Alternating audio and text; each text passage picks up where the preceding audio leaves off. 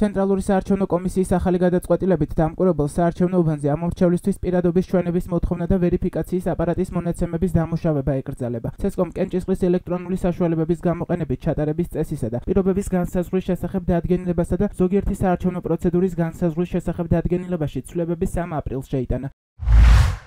მუნიციპალიტეტის ორგანოთა არჩევნებამდე 5 თვე რჩება. საარჩევნო ადმინისტრაცია აგრძელებს მუშაობას არჩევნების მაღალ პროფესიულ დონეზე ორგანიზებისათვის. ამ მიზნით შესაბამის სამართლებრივ აქტში დაზუსტდა რამდენიმე პროცედურა. კერძოდ, ელექტრონული ტექნოლოგიებით კენჭისყრის ჩატარებისას საარჩევნო კოდექსითა და დადგენილებით გათვალისწინებული შემთხვევების გარდა დაუშვებელია კენჭისყრის შენობაში ყოფნის უფლების მქონე ნებისმიერი პირის მიერ კენჭისყრის ოთახში ამომრჩევლის გადაადგილების ფიზიკურად შეფერხება. ამომრჩევლის პირადობის დამადასტურებელი დოკუმენტის ჩვენების მოთხოვნა მათ შორის გამორთმევა. ამომრჩევლის პირადობის დამადასტურებელი დოკუმენტის ამომრჩეველთა ვერიფიკაციის აპარატზე გამოტანილი ამომრჩევლის მონაცემების, ამომრჩეველთა ვერიფიკაციის აპარატიდან ამობეჭდილი ამომრჩევლის ვერიფიკაციის დამადასტურებელი ქვითრისა და ამომრჩევლის მიერ საარჩევნო ბიულეტენზე გაკეთებული არჩევანის ფოტო-ვიდეო გადაღება ან სხვაგვარი დამუშავება.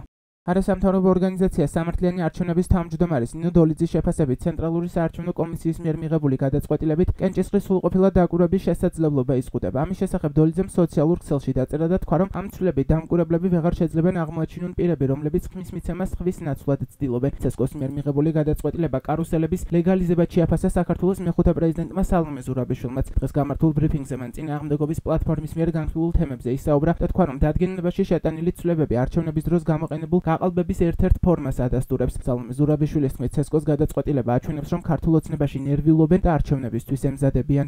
აღიარება არის იმისი, თუ რა ფორმით მიდიოდა ერთ-ერთი ფორმა ყოველ შემთხვევაში გაყალბების, რომელიც იყო ის, რომ არ თხოვდნენ ადამიანებს პირადობის დამტკიცებას და დასტურებას და დღეს უკვე მიიღეს ცვლილება, რომელიც არის ლეგალიზება ამ გაყალბების ფორმის, ანუ კარუსელების ლეგალიზება. ეს მაჩვენებელი არის იმისი, რომ ძალიან ნერვიულობენ ერთის მხრივ და ემზადებიან არჩევნებისთვის. ვისაც აქვს ეჭვი, რომ იძულებული გახდებიან რაღაც მომენტში, რომ დანიშნონ საპარლამენტო არჩევნები, ჟობს უყუროს იმას, თუ რას აკეთებენ, თუ რამდენად ემზადებიან, მაგრამ ეს მისი ნიშანი არის ჩვენთვის წინააღმდეგობის პლატფორმისთვის, რომ რასაც ვლაპარაკობთ იმაზე, რომ ჩვენს უნდა მზად ვიყოთ და მზადყოფნა ნიშნავს პირველ რიგში ის, რომ დამკვირვებლების ჯარი